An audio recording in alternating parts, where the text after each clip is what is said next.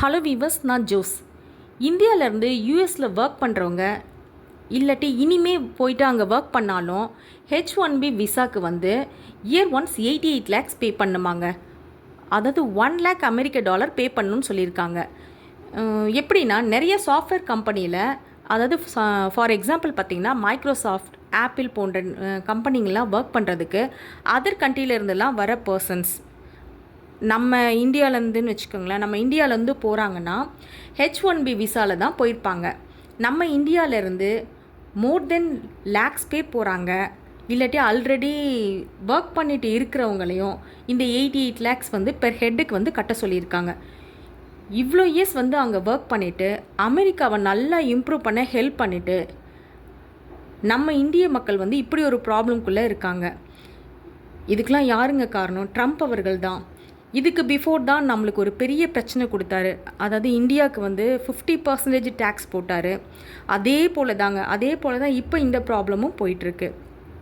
இதுக்கப்புறம் யூஎஸ் போகிறவங்க, அங்கே போயிட்டு ஒர்க் பண்ணணும்னு நினைக்கிறவங்க எவ்ரி இயர் வந்து 88 lakhs வந்து கண்டிப்பாக கட்டணுன்னா கொஞ்சம் யோசிச்சு பாருங்களேன்.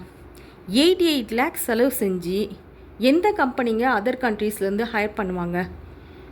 இது வந்து கொஞ்சம் கஷ்டமான விஷயந்தான். மைக்ரோசாஃப்ட், மெட்டா, அமேசான் போன்ற இந்த நிறுவனங்கள், இந்த கம்பெனிஸ்லாம் தான் இந்தியன்ஸை வந்து மெயினாக வந்து ஹையர் பண்ணியிருக்காங்க.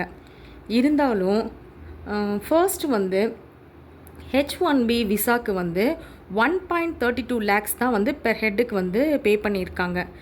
இப்போ பார்த்திங்கன்னா அதிலிருந்து பல மடங்கு அதிகமாக 88 lakhs அப்படி இன்க்ரீஸ் பண்ணிட்டாரு ட்ரம்ப் அவர்கள். இதில் வந்து மற்ற நாடுகளை விட நம்ம இந்தியாவுக்கு தான் அதிக பாதிப்பு. ஏன்னு கேட்டிங்கன்னா 2020 2023 வரைக்கும் அமெரிக்காவால் வழங்கப்பட்ட H1B விசா வந்து 71% வந்து இந்திய மக்களுக்கு தான் வழங்கப்பட்டிருக்கு. இதுக்கப்புறம் நெக்ஸ்ட்டு பார்த்திங்கன்னா சைனாக்கு, அவங்களுக்கு வந்து 11.7% விசா வந்து அவங்களுக்கு வழங்கியிருக்காங்க. இப்போ வந்து புதுசாக வந்து ஒயிட் ஹவுஸ்லேருந்து ஒரு அறிக்கையை வெளியிட்டிருக்காங்க. என்னென்னா, அமெரிக்க தொழிலாளர்களால் செய்ய முடியாத வேலையை செய்கிறதுக்காக மட்டும்தான் அதர் கண்ட்ரியிலேருந்து தான் வேலைக்கு ஆள் எடுக்கணும். ஆனால் அந்த மாதிரி இப்போ செய்கிறது கிடையாது அப்படின்னு ஒயிட் ஹவுஸ்லேருந்து ஒரு அறிக்கையை வந்து வெளியிட்டிருக்காங்களாம். இதெல்லாம் பார்த்தா ட்ரம்ப் அவர்களோட பிளான் தாங்க சொல்லணும். ஏன்னா அமெரிக்கா பீப்புளை வந்து ஜாபில் எடுக்கிறதுக்காக இப்படி ஒரு பிளானாக கூட மேபி இருக்கலாம் அப்படின்னு சொல்லப்படுது. பிகாஸ் பார்த்திங்கன்னா வெரி டேலண்டடான இந்தியன்ஸை வந்து வெளியில் அனுப்புறதுக்கு அமெரிக்காவுக்கு வேறு வேவே இல்லாமல் ட்ரம்ப் அவர்கள் வந்து இப்படி ஒரு பிளானை வந்து எக்ஸிக்யூட் பண்ணியிருக்காரு அப்படின்னு தாங்க சொல்லணும். கொஞ்சம் யோசிச்சு பாருங்களேன். இப்போ நம்ம இந்தியன்ஸே வந்து அவங்கவுங்க ஃபேமிலியை விட்டு அமெரிக்காவில் போயிட்டு சர்வே பண்ணுறதுலாம் ரொம்ப நிஜமாகவே பெரிய விஷயங்க. திரும்பவும் அவங்க வந்து இந்தியாவுக்கு வர வேண்டிய சூழ்நிலை ஏற்பட்டாலும்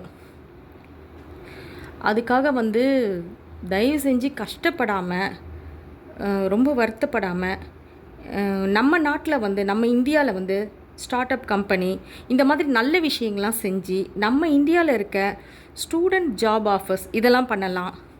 இதனால் நம்ம இந்திய மக்களோட வாழ்வாதாரம் வந்து முன்னேறது மட்டும் இல்லாமல் நம்ம இந்தியாவும் முன்னேறுங்க.